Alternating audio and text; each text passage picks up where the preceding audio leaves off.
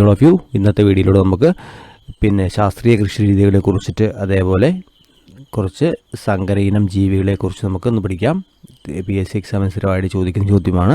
സങ്കര ഇനം ജീവികളെക്കുറിച്ചും അതേപോലെ സസ്യങ്ങൾ തന്നിട്ട് ഇതിൻ്റെ സങ്കര ഇനം ഏതാണ്, എക്സാമ്പിൾ പറയുകയാണെങ്കിൽ ഒരു മുളക് അതിൻ്റെ സങ്കര ഇനം ഏതാണ്, അല്ലെങ്കിൽ തെങ്ങ് അതിൻ്റെ സങ്കര ഇനത്തിൽപ്പെട്ടത് ഏതാണ്, ആ രീതിയിലൊക്കെ ചോദ്യങ്ങൾ വരാറുണ്ട് അല്ലേ.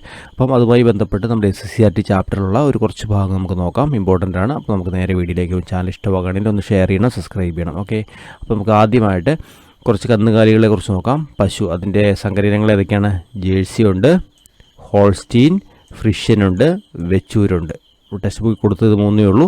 ഓക്കെ, എരുമയാണെങ്കിൽ മുറ, നീലി രവി, ബദാവരി. ഇതാണ് എരുമ. ആടിൻ്റെ സങ്കരൻ എന്ന് പറഞ്ഞാൽ ഏതൊക്കെയാണ്? തലശ്ശേരി, ജംന പ്യാരി, ബോയർ.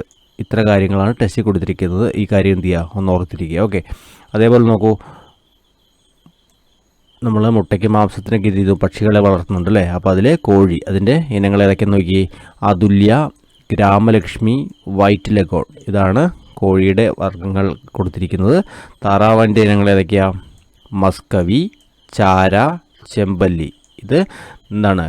താറാവിൻ്റെ ഇനങ്ങളാണ്. അതേപോലെ നോക്കി കാടയുടെ ഇനങ്ങൾ ഏതൊക്കെയാണെന്ന് നോക്കി. Japanese, bomb white. ഇത് രണ്ടുമാണ് കാടയുടെ ഇനങ്ങൾ എന്ന് പറയുക. അടുത്ത് നമുക്ക് കുറച്ച് ഒരുവിധം PSC LDC ലെവൽ എക്സാം ചോദിക്കാറൊക്കെ ഉള്ളതാണ് കുറച്ച് കൾച്ചർ ശാസ്ത്രീയ കൃഷി രീതികൾ. അപ്പോൾ ആദ്യം നമുക്ക് എന്താണ് സെറികൾച്ചർ എന്ന് നോക്കാം. എന്താ സെറികൾച്ചർ എന്ന് പറഞ്ഞാൽ? അത് പട്ടുനൂൽപ്പുഴുവിൻ്റെ ശാസ്ത്രീയമായി നോക്കി സ്വാഭാവിക പട്ടിൻ്റെ നിർമ്മാണത്തിനായി പട്ടുനൂൽ പുഴുക്കളെ വളർത്തുന്നതിനെ പറഞ്ഞ പേരാണെന്ത്? സെറികൾച്ചർ എന്ന് പറയുന്നത്. ഓക്കെ ആണല്ലോ.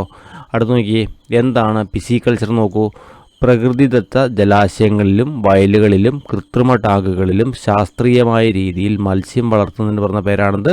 ഫിസികൾച്ചർ. ഫിസികൾച്ചർ എന്താണ്? മത്സ്യം ശാസ്ത്രീയപരമായ രീതിയിൽ വളർത്തുന്നതിന് പറഞ്ഞ പേരാണെന്ത്? ഫിസികൾച്ചർ എന്ന് പറയും അല്ലേ. അടുത്ത് നോക്കി ഫ്ലോറികൾച്ചർ. എന്താണ് ഫ്ലോറികൾച്ചർ എന്ന് പറഞ്ഞാൽ? വ്യാവസായിക അടിസ്ഥാനത്തിൽ പൂക്കൾ വളർത്തുന്ന കൃഷി രീതിക്ക് പറഞ്ഞ പേരാണെന്ത്? ഫ്ലോറികൾച്ചർ എന്ന് പറയും. ഓക്കെ, അടുത്ത് നമുക്ക് പഠിക്കാനുള്ളത് എപ്പികൾച്ചറാണ്. എപ്പികൾച്ചർ എന്താ? എപ്പികൾച്ചർ എന്ന് പറഞ്ഞാൽ ശാസ്ത്രീയമായ രീതിയിൽ തേനീച്ച വളർത്തുന്നതിന് പറഞ്ഞ പേരാണ് എപ്പികൾച്ചർ. അടുത്തത് ക്യൂണികൾച്ചർ ഉണ്ട്. എന്താണ് ക്യൂണികൾച്ചർ എന്ന് പറഞ്ഞാൽ? ശാസ്ത്രീയമായി മുയലുകളെ വളർത്തുന്ന രീതിക്ക് പറഞ്ഞ പേരാണിത് ക്യൂണികൾച്ചർ എന്ന് പറയും. ഇനി അതിൻ്റെ കുറച്ച് വെറൈറ്റികൾ കൊടുത്തിട്ടുണ്ട്. ഏതൊക്കെയാ? ഗ്രേ ജയൻറ്റ്, വൈറ്റ് ജയൻറ്റ് എന്നിവ മുയലിൻ്റെ വർഗ്ഗങ്ങളാണ്. ഈ കാര്യം എന്ത് ചെയ്യുക, ഓർക്കണം. അതേപോലെ നോക്കി അങ്കോറ മറ്റൊരു ഇനമാണ്. ഇതിനെന്താണ്? രോമത്തിനായും വളർത്തുന്നു അല്ലേ. ഓക്കെ, മാംസത്തിന് നമ്മൾ ഉപയോഗിക്കുന്നു, അലങ്കാരത്തിന് മാംസത്തിന് അതേപോലെ രോമത്തിനൊക്കെ ഉപയോഗിക്കുന്നുണ്ട് അല്ലേ. അപ്പോൾ രോമത്തിനായിട്ട് ഉപയോഗിക്കുന്ന ഒരു മുയൽ വർഗ്ഗം ഏതാണ്? അങ്കോറ. അത് ടെക്സ്റ്റ് ബുക്കിൽ കൊടുത്തുകൊണ്ട് ഒന്ന് ഓർത്തിരുത്തണം. ഓക്കെ, അടുത്തൊന്നുണ്ട് മഷ്റൂം കൾച്ചർ. മഷ്റൂം കൾച്ചർ എന്നുള്ളതാണ് ശാസ്ത്രീയപരമായ കൂണ് വളർത്തൽ എന്ന് പറഞ്ഞ പേരാണിത് മഷ്റൂം കൾച്ചർ എന്ന് പറയും. ഓക്കെ, അടുത്താണ് ഹോർട്ടികൾച്ചർ. ഹോർട്ടികൾച്ചർ എന്ന് പറഞ്ഞതാണ് പഴം, പച്ചക്കറി എന്നിവ ശാസ്ത്രീയപരമായ രീതിയിൽ കൃഷി ചെയ്ത രീതിക്ക് പറഞ്ഞ പേരാണെന്ത്? ഹോർട്ടികൾച്ചർ എന്ന് പറയും. ഓക്കെ ആണല്ലോ. അപ്പോൾ ഇത്രയുമാണ് നമ്മൾ ടെക്സ്റ്റ് ബുക്കിൽ കൊടുത്തിരിക്കുന്ന കാര്യങ്ങൾ. അപ്പോൾ വീഡിയോ ഇഷ്ടമാകുകയാണെങ്കിൽ ഒന്ന് ഷെയർ ചെയ്യണം, സബ്സ്ക്രൈബ് ചെയ്യണം. Okay, thank you.